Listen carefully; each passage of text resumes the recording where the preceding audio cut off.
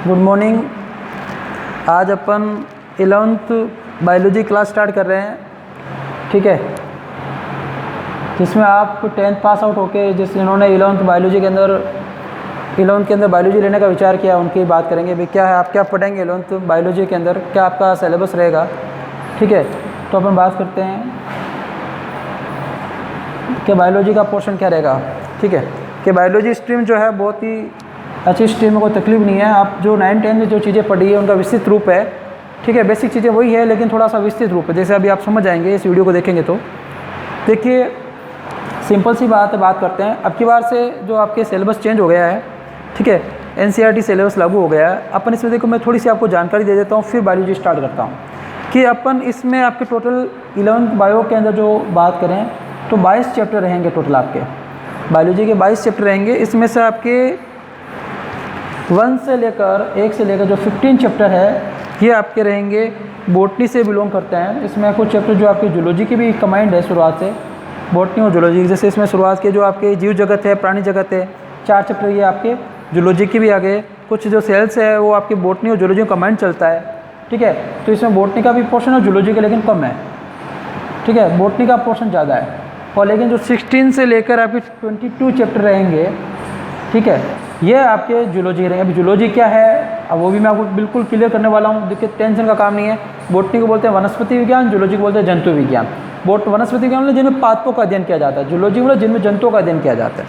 देखिए इसमें क्या, जैसे आपकी टोटल 5 यूनिट है, कौन सी 5 यूनिट है आपके 11th बायोलॉजी के अंदर। First unit, second unit, third unit और यूनिट 4, ठीक है। ये आपकी 4th यूनिट 5। देखिए कि फर्स्ट यूनिट में अपन पढ़ने वाले हैं जीव जगत के बारे में, कि जो जीव जगत है, जंतु जगत है, उनमें उनका शरीर कैसे बना होता है, इनकी क्या विशेषताएं हैं, ठीक है, एक जीव का निर्माण कैसे होता है, इनकी बात करने वाले। फिर वर्गीकरण पढ़ेंगे जगत का, कि भाई अपन किस में आते हैं, वर्गीकरण किस आधार पर किया गया है, अपन को किस में रखा गया है। इसके बाद आ जाएगा वनस्पति जगत, ठीक है, पादपों का, कि पादपों का जो वर्गीकरण किस आधार पर किया गया है, ठीक है, कि भाई पादपों का है वो वर्गीकरण किस आधार पर किया गया है, पादप कितने प्रकार के होते हैं, ब्रायोफाइट, टेरोफाइट, इनकी बात करेंगे। फिर आ जाएगा प्राणी जगत, जंतु जगत, ये जंतुओं को कितने भाग जैसे पढ़ते हैं, रीढ़ की हड्डी वाले, बिना रीढ़ की हड्डी वाले, कितने भाग होते हैं, कितने नहीं होते हैं, सबके बारे में पढ़ेंगे। प्रोटोजोआ, पोरीफेरा, आपके सिलेंटेडा, टिनोफोरा, प्लेटीहेल्मिन्थी, जेस्कीहेल्मिन्थी, सबके बारे में अपन पढ़ने वाले हैं, ठीक है। ये होगी फर्स्ट यूनिट की जानकारी। सेकंड यूनिट में आपका पहली है पुष्पों की आकार, पुष्पीय पादपों के जिनमें फूल लगते हैं, जिन पादपों के अंदर आवृतबीजी, अनावृतबीजी, ठीक है। आपको चारों जितने पादप जिनमें फूल लगते हैं, ठीक है। तो पुष्पीय पादपों की आकारिकी, तो आकारिकी का इंग्लिश में बोला जाता है मॉर्फोलॉजी।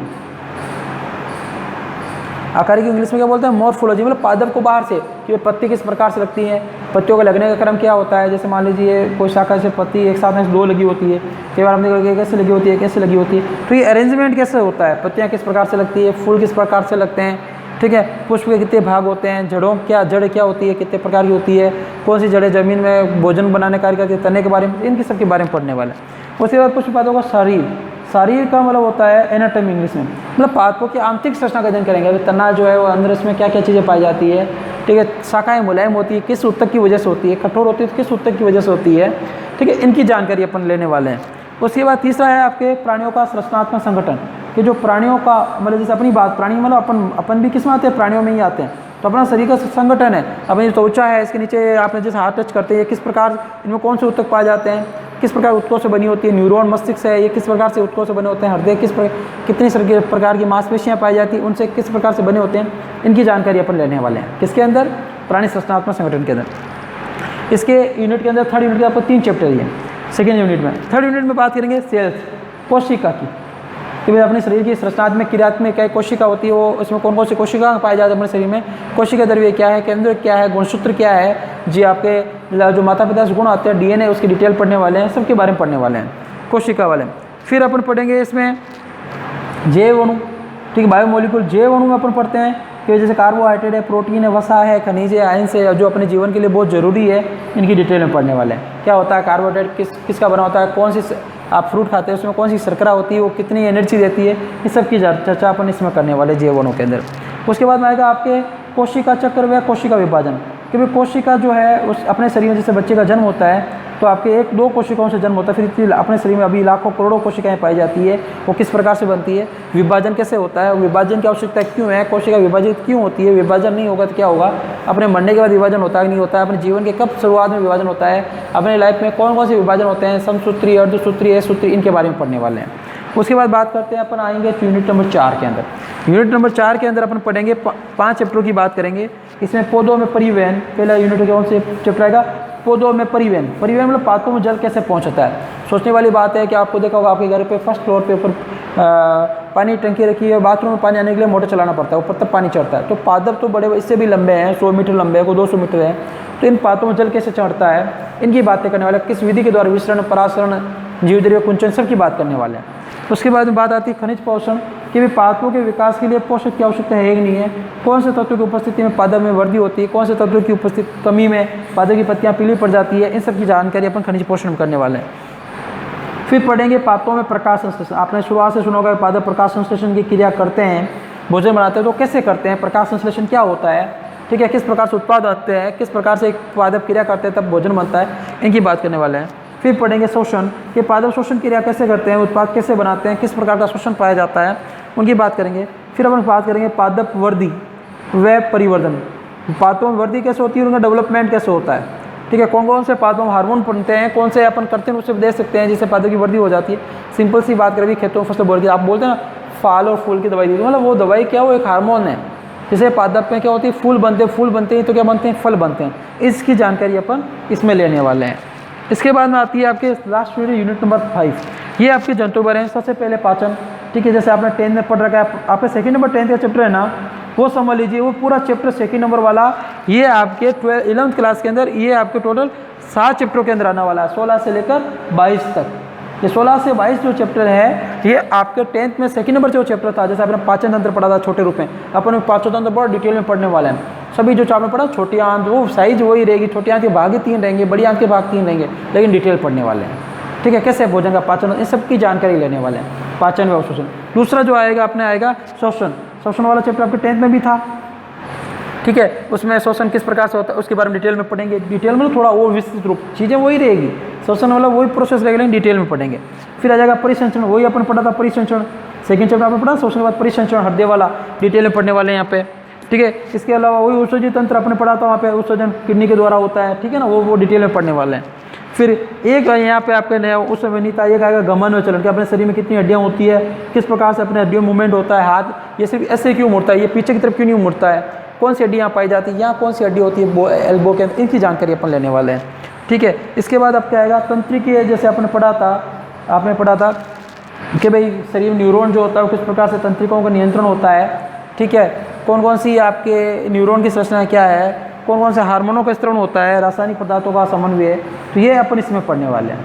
तो ये आपके बायोलॉजी का चैप्टर है, कौन कौन से चैप्टर हैं, ठीक है। मैंने आपको फास्टली बहुत ही कम समय में रिवाइज कर बता दिया कि ये चीज़ें पढ़ना, मतलब कुछ बच्चों की समस्या क्या होती है, बायोलॉजी लेंगे, बायोलॉजी में क्या रहेगा, देखो एक चीज़ सुने आप, बायोलॉजी लें या आप मैथ्स लें, ठीक है, दोनों में 2 सब्जेक्ट कॉमन रहेंगे, एक तो आपके केमिस्ट्री और एक फिजिक्स, ये दोनों सब्जेक्ट आपके कॉमन रहेंगे, ठीक है। डिफरेंट क्या रहेगा, जो मैथ लेगा उसके एक सब्जेक्ट मैथ आ जाएगा और एक बायोलॉजी आ जाएगी, और 2 सब्जेक्ट आपके हिंदी और इंग्लिश जो है कंपल्सरी, 5 सब्जेक्ट रहेंगे, ठीक है। कईयों को जानकारी नहीं, उनके लिए बताओ, वैसे आपको जानकारी है पूरी फिर भी। तो ये बायोलॉजी में ये चीज़ें पढ़ने वाले हैं, मैथ में तो आपको पता ही वो चीज़ें पढ़ेंगे जो आपने पढ़ी है, ठीक है। तो बायोलॉजी के अंदर ये चीज़ें पढ़ने वाले हैं, डिटेल पढ़ने वाले, मैंने आपको शॉर्टली पता है। और आज मैं बेसिक डिस्क्रिप्शन के साथ बायोलॉजी क्या है, शब्द किसने दिया, ये बॉटनी जूलॉजी क्या है, ये वर्गीकरण क्या है, इनकी थोड़ी सी मैं बात करूँगा। उसके बाद अपन नेक्स्ट क्लास में बात करेंगे, ठीक है। जो भी इस क्लास में भी टाइम रहा इसमें अपन मैं आपको बताऊँगा, शुरुआत करेंगे किस चैप्टर की शुरुआत करने वाले वो भी पढ़ेंगे अपन, ठीक है, क्या क्या चीज़ें पढ़ने वाले उनकी बात करेंगे। तो ये मैंने आपको 15 मिनट के अंदर लगभग पूरा क्या पढ़ना है वो बता दिया। अब अपन स्टार्ट करते हैं थोड़ा सा बायोलॉजी का जनरल नॉलेज, ज़्यादा नहीं, जैसे जैसे चैप्टर पढ़ेंगे मैं साथ में क्लियर करता जाऊँगा, ये गारंटी है मेरी आपकी। यदि आप पढ़ते हैं रेगुलरली तो आप जब 11th पढ़ेंगे कंप्लीट होगी तब आपको एहसास होगा कि वाकई में आपने बायोलॉजी लिए, आपको बायोलॉजी मतलब आपको कुछ सीखा है, आपका कुछ नॉलेज बना है, आप अपने शरीर के बारे में बहुत कुछ जान जाओगे। कि भाई एक्टिविटीज़ क्यों होती है, अपने क्या होता है, पादपों के बारे में आपको नॉलेज बढ़ जाएगा कि भाई पादप किस प्रकार से कार्य करते हैं, उनमें कैसे क्रियाएं होती है, कैसे अपन बता सकते हैं, जड़ को देखे पादप एक बीजपत्री एक द्विबीजपत्री, सब बहुत ज़्यादा आराम से डिटेल में पढ़ने वाला है। तो बहुत ही NCERT का बहुत बढ़िया सिलेबस है, 22 चैप्टर है, बहुत ईजिली आराम से सिलेबस पूरा हो जाएगा। एक्चुअली अभी जो RBC का सिलेबस चल रहा था आपसे पिछले साल, वो बहुत लंबा चौड़ा सिलेबस था, 47 लगभग चैप्टर थे, उसको कवर करना बहुत लंबा चौड़ा हो जाता था। अभी इसमें आराम से पढ़ने वाले हैं, ठीक है, कोई दिक्कत नहीं है, किसी भी प्रकार की चीज़ मतलब ऐसी कोई क्लास में आपको चीज़ नहीं बताई जाएगी जो समझ में नहीं आए, हर चीज़ का डिस्क्रिप्शन दिया जाएगा, ठीक है। तो अब अपन बायोलॉजी को कुछ स्टार्ट करते हैं थोड़ा सा कि भाई बायोलॉजी क्या है, इसकी बातें करते हैं, थोड़ी बेसिक जानकारी की बात करते हैं। देखिए बात कि सबसे पहले हम क्या करेंगे, बेसिक जानकारी लेंगे कि बायोलॉजी ये क्या है, इनकी बात करेंगे। देखिए बात कि बायोलॉजी क्या है, जीव विज्ञान, बायोलॉजी की हिंदी में बोलते हैं जीव विज्ञान, ठीक है ना। बिल्कुल मैं एकदम आपको ऐसे समझ लीजिए, बिल्कुल जीरो से कोई भी चीज़ है ना ऐसे नहीं लगेगा। आप मान छोटी क्लासेज में आपने पढ़ा है, पीछे की क्लास में अच्छे से, तो बहुत बढ़िया है, नहीं पढ़ा तो भी कोई दिक्कत नहीं है, मैं आपको ज़रूर बताऊँ ये आपने वहाँ पढ़ा है, अपन यहाँ से पढ़ने वाले हैं, ठीक है। अब आज स्टार्ट करते हैं अपन। देखिए सबसे पहले, ठीक है, कि भाई जीव विज्ञान जिसे अपन बायोलॉजी कहते हैं, जीव विज्ञान क्या है, तो जीवों के अध्ययन से संबंधित विज्ञान की सभी शाखाओं को सामूहिक रूप से क्या कहा जाता है, जीव विज्ञान कहते हैं। क्या हो गया, जीवों के अध्ययन से, जीवों के अध्ययन से संबंधित, जीवों के अध्ययन से संबंधित विज्ञान की सभी शाखाओं, विज्ञान की सभी शाखाओं को सामूहिक रूप से जीव विज्ञान कहते हैं। कि भाई जिसके अंदर जीवों का अध्ययन किया जाता है, जीवों के बारे में अध्ययन किया जाता है, जो विज्ञान की वह शाखा क्या कहलाती है, जीव विज्ञान कहलाती है, ठीक है। अब देखिए बात करते हैं बायोलॉजी की। देखिए ज़रूरी नहीं है जीव विज्ञान का अर्थ बायोलॉजी था, ये तो क्या वैज्ञानिकों ने ग्रीक, देखो अपने साइंस के अंदर सबसे ज़्यादा मान्य भाषा है लैटिन और ग्रीक भाषा, ठीक है, इनके लिए वे शब्द हैं। तो बायोलॉजी शब्द है वो किससे लिया गया है, ग्रीक भाषा से लिया गया शब्द है, ग्रीक भाषा से, ठीक है। और ये दो शब्दों से मिलकर बना, जैसा दिख रहा है आपको, बायो या बायोस कह देते हैं, और एक आपका है लॉजी। बायोस का मतलब होता है लाइफ, या ऐसे कहते हैं हिंदी में जीवन, और लॉजी का मतलब होता है, जहाँ पे भी अपने लॉजी लगता है, लॉजी का अध्ययन, और लॉजी शब्द लिया गया है लोगस से। किससे लिया गया है, लोगस से, जिसका क्या होता है अध्ययन। तो क्या हुआ कि विज्ञान की वह शाखा जिसमें जीवन का अध्ययन किया जाता है उसे क्या कहते हैं, बायोलॉजी कहते हैं। अब देखिए बायोलॉजी शब्द का जो शब्द है ये सबसे पहले किसने यूज लिया, इसकी बात करते हैं। तो भाई बायोलॉजी शब्द का सर्वप्रथम उपयोग, कि भाई बायोलॉजी शब्द का सर्वप्रथम जो उपयोग है, सर्वप्रथम उपयोग जो आपके किया गया था, फ्रांस के वैज्ञानिक थे, फ्रांस के वैज्ञानिक जिनका नाम था आपके लेमार्क। पढ़ा था लेमार्क के 10th क्लास में, आपने लेमार्क के बारे में सिद्धांत दिया था लेमार्क का। लेमार्क व जर्मन वैज्ञानिक, मतलब जर्मनी के वैज्ञानिक, जर्मन वैज्ञानिक ट्रेवीरेनस, ट्रेवीरेनस, ध्यान रखेंगे, ट्रेवीरेनस ने, इन दोनों ने 1802 में सबसे पहले बायोलॉजी शब्द का प्रयोग किया था। किसने, लेमार्क व जर्मनी के वैज्ञानिक ट्रेवीरेनस ने 1802 के अंदर बायोलॉजी शब्द का सर्वप्रथम उपयोग किया था। क्या हुआ अभी समझ लीजिए, सिंपल सी बात बताई मैंने आपको, ठीक है। वही लाइव क्लासेस में वापस रिपीट करने की जरूरत नहीं है, क्योंकि आपको चीज़ समझ नहीं आ रही, आप रिवाइज कर लीजिए वीडियो। अभी ऑफलाइन होता है जरूर मैं आपको रिवाइज करके बताता, ठीक है। अब इसके आगे बात करते, देखिए कि बायोलॉजी की कितनी ब्रांचेज है, इसको कितने भागों में बांटा गया है, उसकी बात करते। देखिए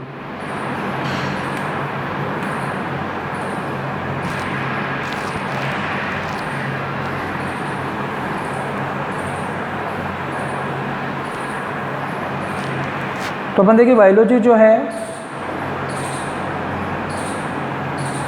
इसको दो भागों में बांटते हैं। एक आपके आता है जंतु विज्ञान,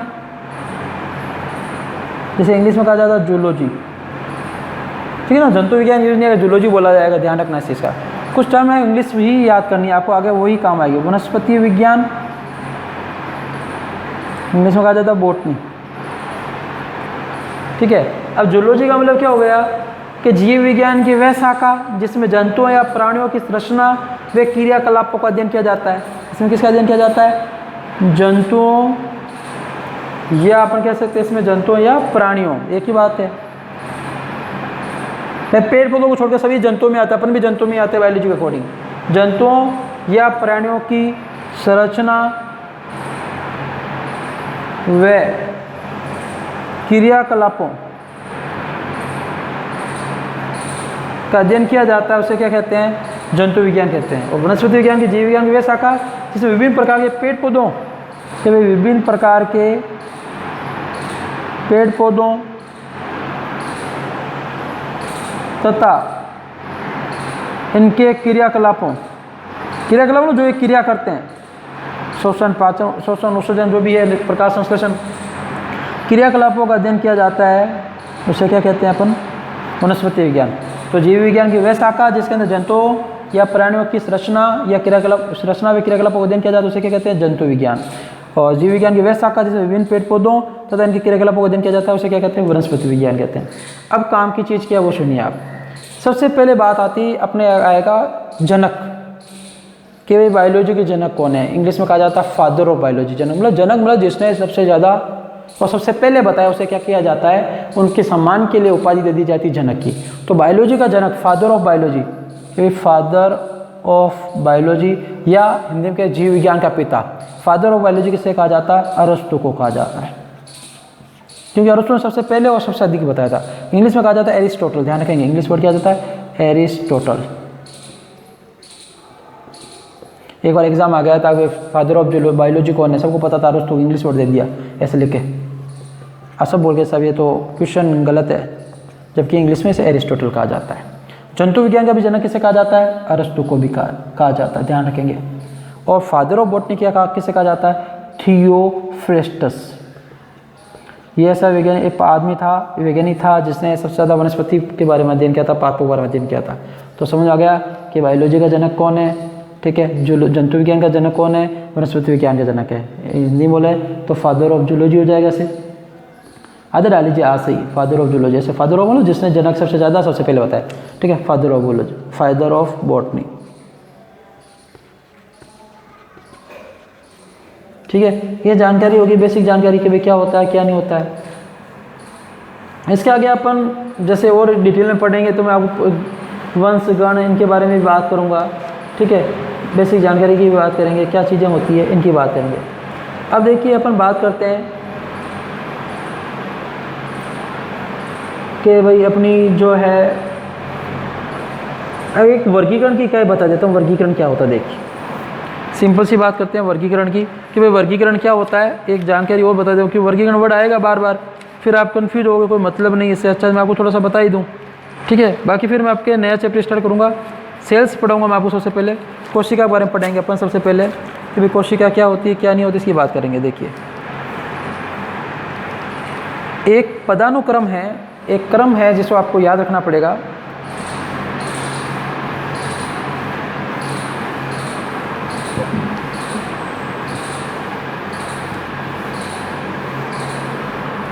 जैसे सबसे पहले आपको मनुष्य का ही याद करूँगा मैं, और किसी का याद नहीं करूँगा।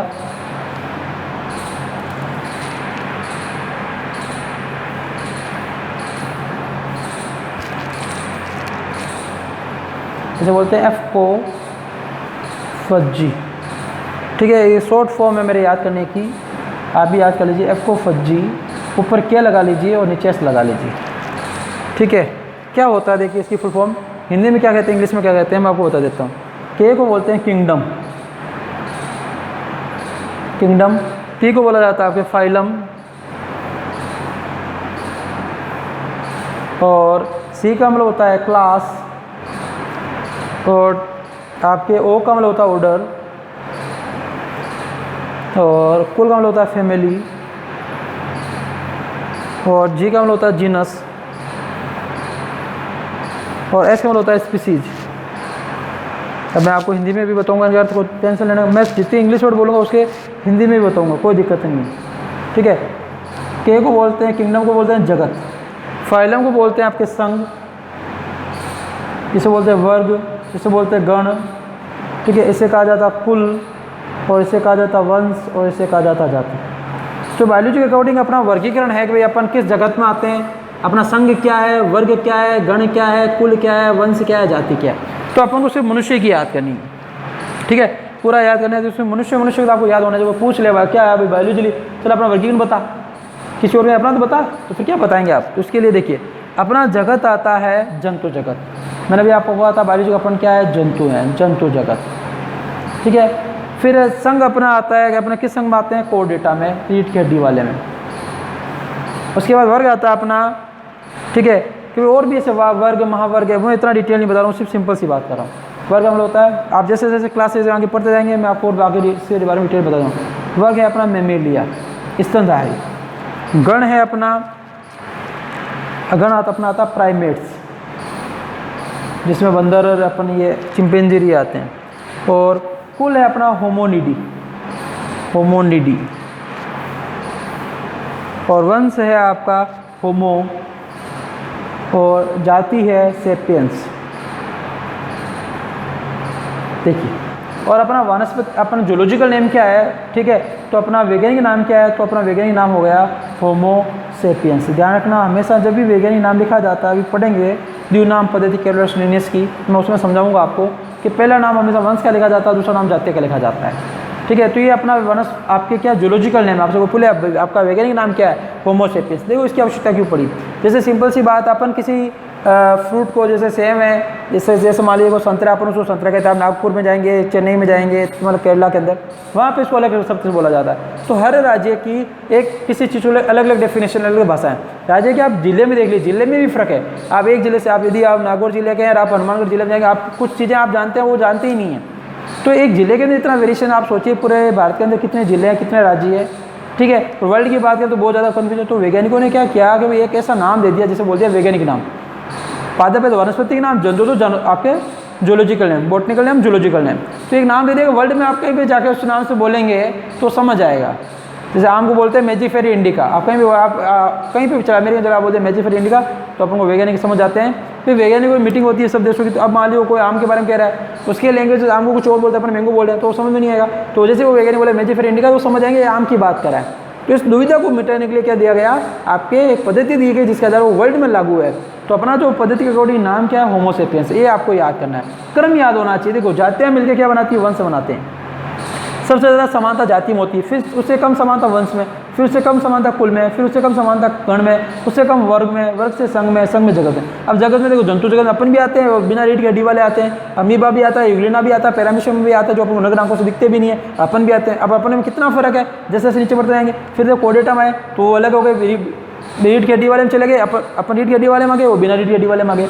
फिर कोर्डेटा से रीढ़ की हड्डी वाले से मेमेलिया में आ गए, मेमेलिया में देखो छिपकली भी आपके कोर्डेटा में आती है, सांप भी आपके कोर्डेटा में आते हैं, ठीक है। ये मछलियाँ ये कोर्डेटा में आती है, मगरमच्छ ये भी कोर्डेटा में, लेकिन अपने में फ़र्क है, मेमेलिया में आ गए। ऐसे कुछ जैसे जैसे ऊपर से नीचे आएंगे समानताएं बढ़ती जाएगी, नीचे से ऊपर जाएंगे समानताएं क्या हो जाएगी, कम हो जाएगी। सबसे ज़्यादा समानता जाति में, सबसे कम समानता जगत में होती है। इस चीज़ का ध्यान रखेंगे। ये तो हो गया जीव विज्ञान का आपके वर्गीकरण हो गया। तो ये वर्गीकरण क्या होता है, क्या जानकारी होती है, ठीक है, इसकी बात होगी। तो अपन ये वर्गीकरण पढ़ लिया। इसमें देखिए बहुत सी जाता है, जैसे अपन घरेलू मक्खी ऐसे बोला जाता है, मस्का डोमेस्टिका। जैसे गेहूं का आपको याद किया होगा टिट्रिकम एस्टिवम, आपको याद ना 11th में आप 10th में पढ़ा था वैज्ञानिक नाम, है ना, आपके एग्जाम में भी आता है। टिट्रिकम एस्टिवम किसका है, गेहूं का है। तो टिट्रिकम क्या है, इसकी आपके वंश है। एस्टिवम क्या है, इसकी जाति है। आप वर्ल्ड में कहीं भी वैज्ञानिक बैठे कोई भी बात कर रहे हैं तो आपने बोला टिट्रिकम एस्टिवम, तो समझ आएगा आप गेहूं के बारे में बात करना चाहते हैं, इसलिए ज़रूरी है। वहाँ को नहीं पढ़ाया गया अभी ये वंश है, ये जाति है, द्विनाम पद्धति है, कैरोलस लिनियस में दी, ये सब अपन पढ़ेंगे, धीरे धीरे पढ़ेंगे, टेंशन लेने का काम नहीं है। जैसे पहले अपन सबसे पहले सेल्स के बारे में पढ़ेंगे, कोशिका। देखो जीवन की शुरुआत ही किससे होती है, कोशिका से, इसलिए मैं सबसे पहले कोशिका की बात करूँगा, जगत की बात नहीं करूँगा। जगत तो यहाँ आता है, कोशिका जाति से भी, कोशिका अपने शरीर में लाखों करोड़ों पाई जाती है। कोशिका क्या है, कैसे कोशिका पाई जाती है, आप कोशिका को देख सकते हैं क्या, आप चाहें कोशिका बिल्कुल देख सकते हैं, निकाल सकते हैं। कोशिका सूक्ष्म दृष्टि देखना पड़ेगा आपको, इस नग्न आंखों से नहीं दिखाई देती है। कोशिका में जैसे केंद्रक है, गुणसूत्र है, कोशिका द्रव्य है, उसमें कौन कौन से कोशिकांग पाए जाते हैं, उनका क्या कार्य है, कोशिका विभाजन कैसे होता है। अपन जैसे अपना जीवन की शुरुआत हुई थी युग्मन से हुई थी, अपन द्विगुणित थे, तो किस प्रकार से बढ़ते गए, बढ़ते इतने शरीर में इतनी कोशिकाएं हो गई, सबकी चीज़ की जानकारी अपन आराम से लेने वाले हैं, डिटेल में लेने वाले हैं। ठीक है। टेंशन लेने का बिल्कुल भी काम नहीं है, सब चीज़ें पढ़ने वाले हैं। तो अपनी जो शुरुआत रहेगी वो कोशिका से रहेगी कि सबसे पहले अपन पढ़ने वाले हैं कि भाई कोशिका क्या होती है, कोशिका क्या नहीं होती है। और ये आपके कोशिका वाला चैप्टर ये रहेगा चैप्टर नंबर 8। आपकी 11th बायोलॉजी की जो बुक है उसमें एनसीईआरटी के सिलेबस के अकॉर्डिंग एनसीईआरटी सिलेबस लागू आपको वही बुक खरीदनी है। तो आपके 8 नंबर चैप्टर है जीवन, कोशिका जीवन की इकाई, इसके बारे में पढ़ने वाले हैं। ये शुरू करेंगे 8th और फिर पढ़ेंगे कोशिका विभाजन 10th। उसके बाद में वापस फिर मैं आपके कोई भी लगातार फर्स्ट टू पढ़ाने में आपको फर्स्ट क्लास पढ़ा सकता हूँ, कोई दिक्कत नहीं है मुझे। लेकिन क्या है, अपन चैप्टर शुरुआत कर रहे हैं कोशिका, अपन पढ़ते शरीर की सृष्टात्मक क्रियात्मक कोशिका है। तो मैं चाहता हूँ मैं आपको पहले कोशिका के बारे में समझा दूँ, फिर मैं स्टेप बाय स्टेप आपको फर्स्ट टू लास्ट चैप्टर लेके चलूँगा। ठीक है, ये 2 चैप्टर मैं आपको पहले पढ़ूंगा, फिर फर्स्ट से लेकर 7th फिर 9th, फिर 9th से आपकी 11th, जितना आपके 12th में 10th के 11th में हाफ ईयरली तक आएगा वो तक कवर करेंगे। फिर ईयरली का भी पूरा पढ़ाएंगे, कोई दिक्कत नहीं है, आराम से पढ़ा दूंगा मैं आपको। ठीक है, तो आज के लिए जनरल इंट्रोडक्शन रखेंगे क्लास का।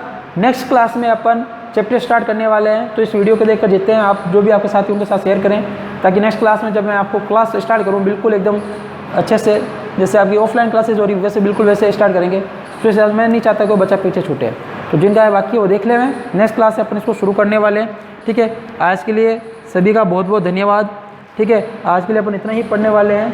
ठीक है, आप एक बार इसको ज़रूर देखें, और आपके जो कन्फ्यूजन है उसमें कोई डाउट हो तो आप बिल्कुल कमेंट कर दीजिए, उसके भी सॉल्यूशन मिलेगा आपको। ठीक है, बाकी अपन पूरी डिटेल में अपन क्या है नेक्स्ट क्लास में पढ़ेंगे। तो आज के लिए इतना ही, बहुत बहुत धन्यवाद।